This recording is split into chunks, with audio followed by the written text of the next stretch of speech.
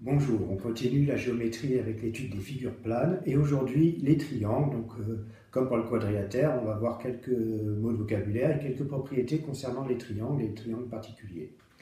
Alors, regardez ma figure, on commence de suite. Donc un triangle, il a 3 côtés et 3 sommets.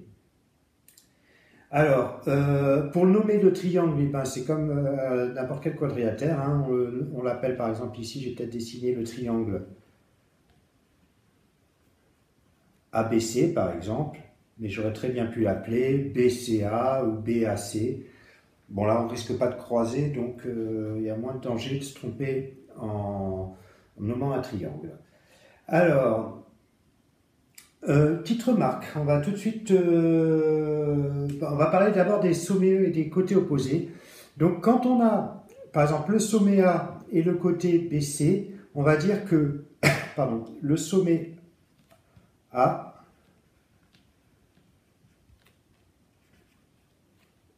et le côté BC sont opposés.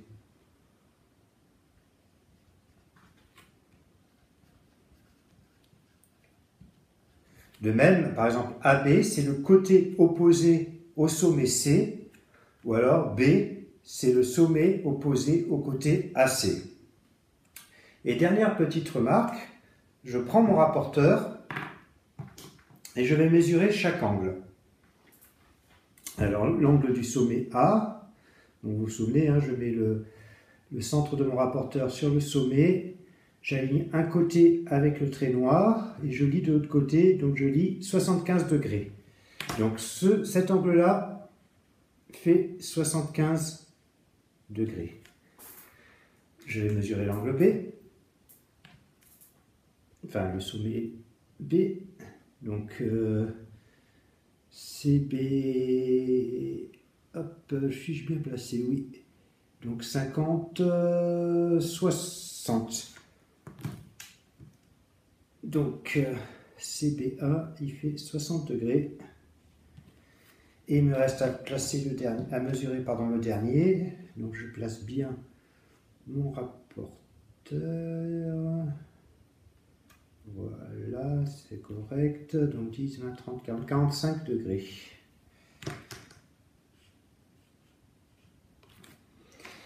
Et qu'est-ce qu'on remarque?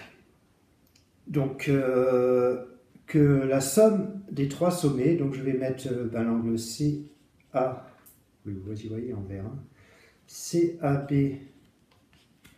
plus l'angle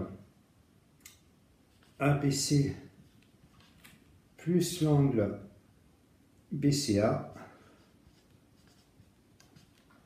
c'est égal à 75 plus 75 plus 60 plus 45. Et là, donc 75 et 45, ça fait 120. 120 et 60, 180. Donc 180 degrés. Et ça, c'est une propriété de tous les triangles. C'est que la somme des mesures des angles vaut la somme des mesures des angles des sommets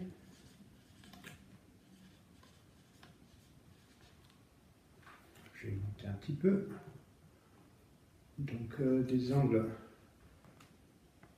formés par les sommets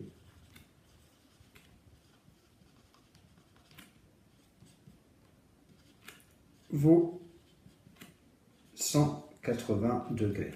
Vous allez voir que c'est une propriété qu'on va utiliser très souvent concernant les triangles. On va s'occuper maintenant de quelques triangles particuliers.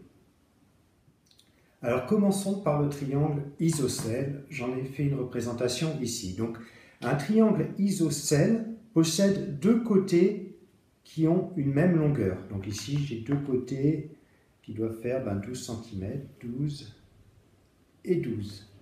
Donc 2 côtés de même longueur, c'est pour ça que j'ai mis le petit repère pour qu'on les identifie bien.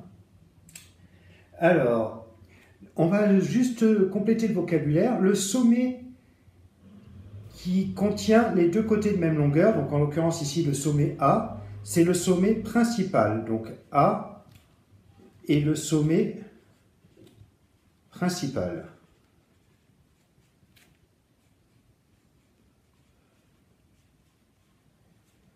Et le côté qui a une longueur différente des deux autres, en l'occurrence ici c'est BC, on va dire que BC c'est la base du triangle.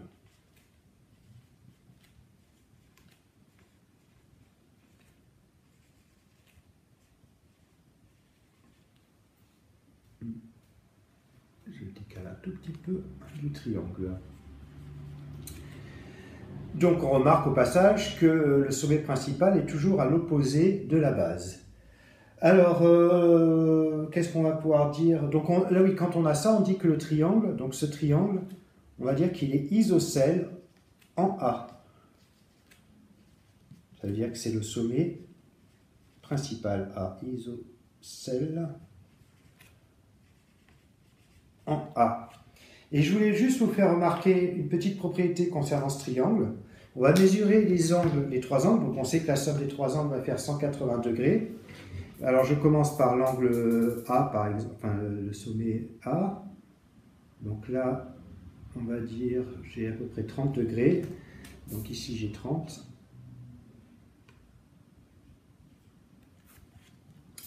Là, 75. Et ici, ce sommet-ci mesure 75 aussi. Donc on remarque que les deux sommets compris dans la base, les angles, comment tourner cette phrase, les angles formés par les deux sommets non principaux, les angles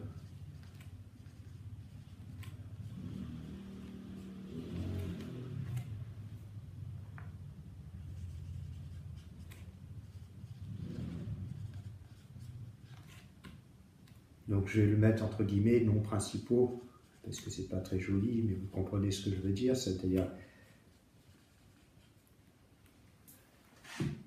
pas le sommet principal. Donc ces deux angles sont égaux en même mesure.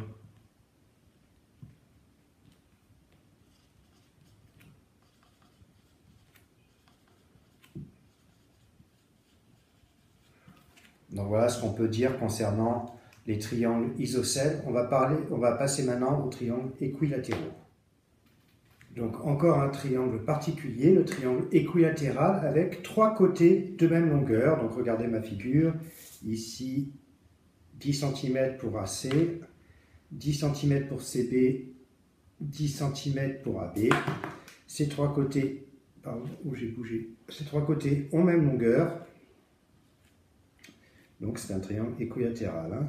Trois côtés de même longueur.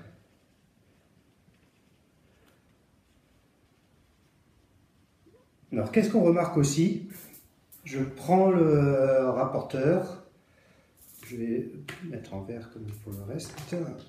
Donc si je mesure l'angle formé par le sommet A, c'est-à-dire l'angle CAB, hop, 60 degrés.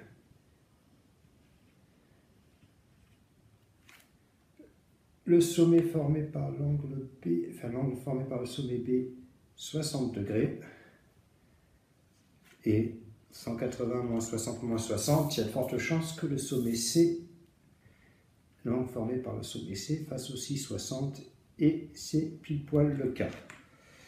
60 degrés. Donc qu'est-ce qu'on remarque concernant les angles formés par les sommets? Donc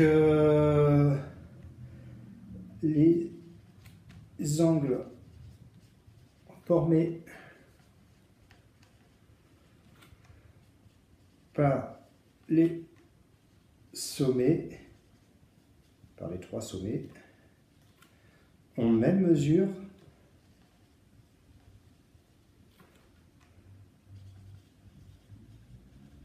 et on peut même préciser et font 60 degrés. J'ai fait un beau rond parce que voilà. Donc voilà pour le triangle équilatéral. Il nous reste à voir le triangle rectangle. Donc le triangle rectangle, c'est un triangle qui a un des sommets en angle droit qui fait 90 degrés. J'en ai dessiné un ici. Donc regardez, ici c'est le sommet formé par l'angle B. C'est l'angle, pardon, formé par le sommet B qui fait 90 degrés. Donc je peux mettre mon petit repère carré. Donc on va dire que le triangle est rectangle en B. Donc ici, le triangle ABC est rectangle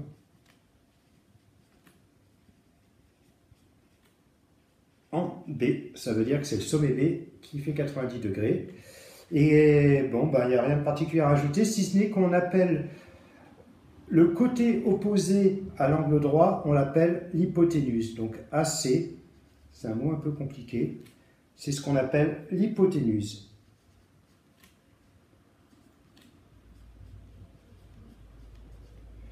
Alors, il n'y a pas d'H ici. Voilà. Donc, ce qu'on pouvait dire concernant le triangle rectangle, on va revoir ça un peu plus tard aussi dans le programme, et concernant les triangles en général, donc on a les triangles quelconques, on a dont la somme des mesures des trois angles formés par les sommets vaut 180 degrés. Ensuite, on a le triangle isocèle qui a deux côtés de même longueur. Le sommet principal et le sommet qui est relié à ces deux côtés-là. Et en face du sommet principal, on a la base de ce triangle isocèle. Et on a le triangle équilatéral, trois côtés de même dimension et trois sommets qui font 60 degrés. Et enfin, le triangle rectangle avec un sommet qui fait 90 degrés et le côté opposé à ce sommet qu'on appelle l'hypoténuse. Voilà ce qu'il faut retenir concernant les triangles.